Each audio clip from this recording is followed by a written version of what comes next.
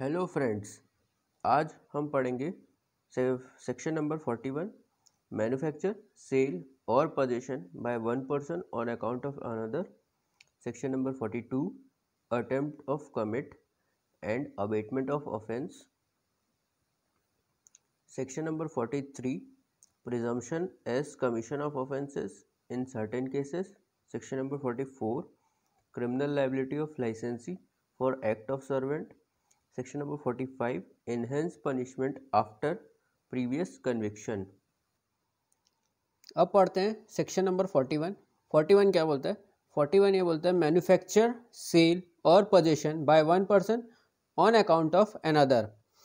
Manufacture करना या cell करना या पोजेशन में रखना किसी एक पर्सन के द्वारा ऑन अकाउंट ऑफ अनदर, किसी और के लिए। तो यहाँ पे बताया गया कि where any intoxicant has been manufacture, intoxicant को मैन्युफैक्चर किया जाए या सोल्ड किया जाए या पोजेशन में रखा जाए, possession by any person on account of other person.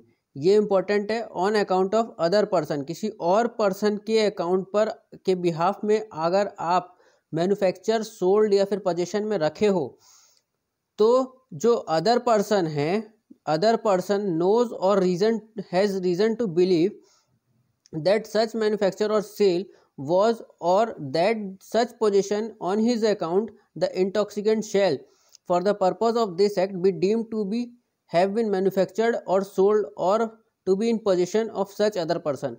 तो ये जो अगर कोई व्यक्ति मैन्युफैक्चर, सोल्ड या पोजेशन में रख रहा है कि on account of other person के, तो ये जो अदर पर्सन है, ये अदर पर्सन को ऐसा ही समझा जाएगा कि इसी के पोजेशन पे है और यही इसी ने मैन्युफैक्चर किया या इसी ने सोल्ड किया या फिर इसी के पोजेशन में है, ऐसा माना जाएगा for the purpose of this act.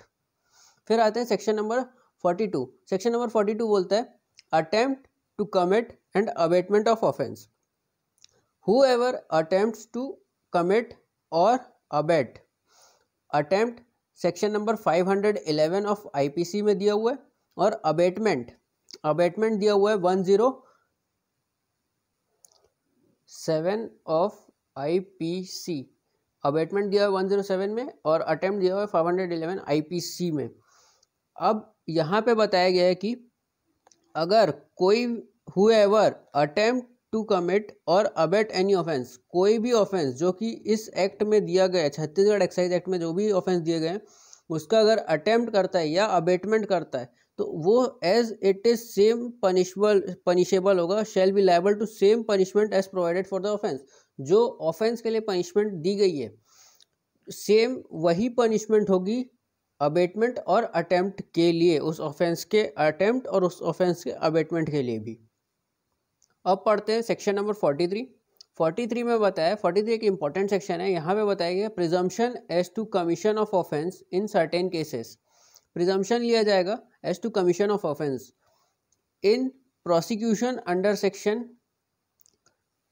34, 35, 36 shall presume किया जाएगा, शैल बी प्रिज्यूम।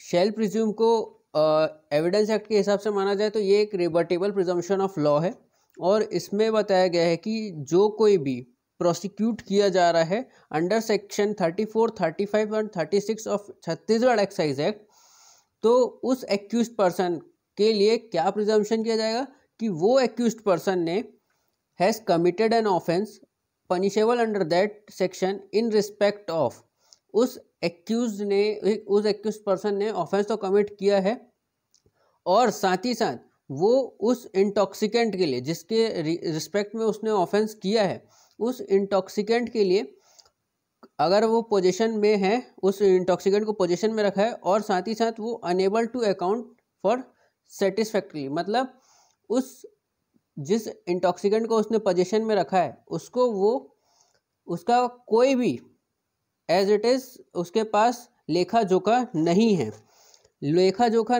और लेखा जोखा देने में असमर्थ भी है, तो उसको माना जा रहा है कि यहाँ पे शैल प्रिज्यूम किया जाएगा कि उसी ने ही वो ऑफेंस किया है। अब सेम हम इसके लिए पढ़ते हैं क्लॉज बी के लिए, एनी स्टील यूटेंसिल इम्प्लीमेंट और apparatus whatsoever for the manufacture of any intoxicant other than टाड़ी।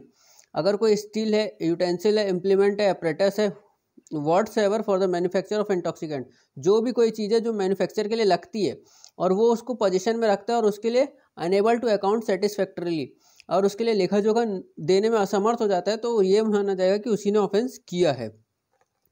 और क्लॉज सी में बताया any material which have undergone any process towards the manufacture of intoxicant और from which an intoxicant has been manufacture, या फिर कोई ऐसा material रखा है जिससे वो जो इंटॉक्सिकेंट है वो मैन्युफैक्चरिंग होती है, उसकी प्रोसेस का एक पार्ट है, और वो मटेरियल अगर वो रखता है पोजीशन में और साथ ही साथ अनेबल टू अकाउंट सेटिस्फैक्टरीली, ये बहुत इंपॉर्टेंट की पॉइंट है फॉर सेक्शन नंबर 43। अगर वो पोजीशन में रख रहा है और अनेबल टू अकाउंट फॉर सेटिस्फैक्टरीली, तो उसको शेल प्रिज्यूम किया जाएगा कि उसी ने ही वो ऑफेंस किया है, उस एक्यूज पर्सन ने ही ऑफेंस किया है। अब पढ़ते हैं सेक्शन नंबर 44। 44 में बताया criminal liability of licensee for act of servant. यहाँ पे बात किया गया लाइसेंसी के ऊपर। Where any offence under section 34, 35, 36, 36A, 38, 38A, 39, ये ऑफेंसेस अगर होते हैं और ये ऑफेंस कमिट किए जा रहे हैं किसके द्वारा? By a person in the employ and acting in the behalf of holder of licence. ये जो ऑफेंसेस हैं ये किसके द्वारा किए जा रहे हैं? जो पर्सन एम्प्लॉय किया गया है किसके द्वारा?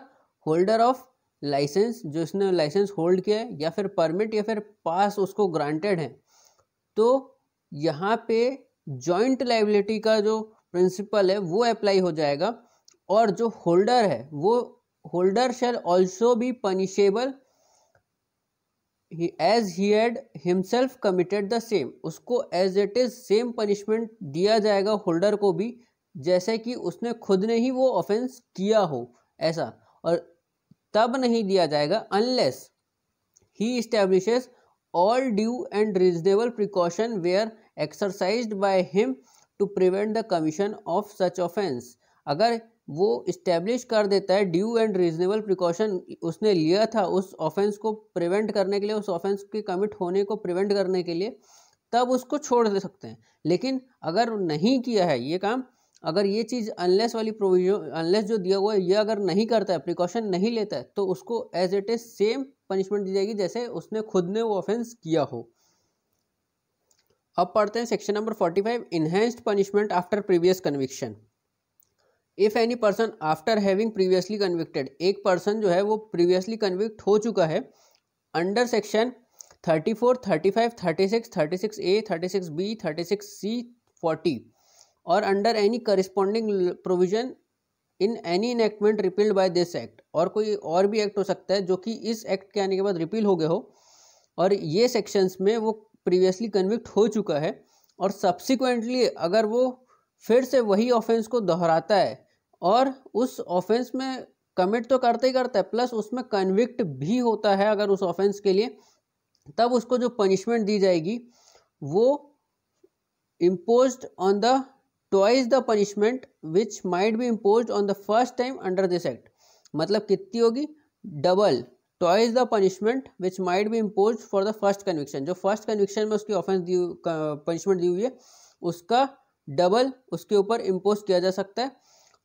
उसके बाद यहाँ पे प्रोविजन में बात किया गया कि provision provided that nothing in this section shall prevent any offence which might otherwise then be tried summarily under chapter 21 of CRPC from being so tried. मतलब अगर लगता है कि उस ऑफेंस को सेक्शन चैप्टर 21 CRPC जो कि समरी ट्रायल से डील करता है, अगर उसके थ्रू करवाया जा सकता है तो उसके थ्रू करेंगे, बट अगर नहीं लग रहा है तो वो नॉर्मल ट्रायल पे भी जा सकते हैं, जो 4 टाइप के ट्रायल्स CRPC में डिफाइंड है उनमें। यहाँ पे प्रोवाइडेड दैट में क्लियरली लिखा है nothing in this section prevent, ऐसा कोई भी इस सेक्शन में लिखी गई बात प्रिवेंट नहीं करेगी any offence which might be otherwise have been tried summarily under section 21 of CRPC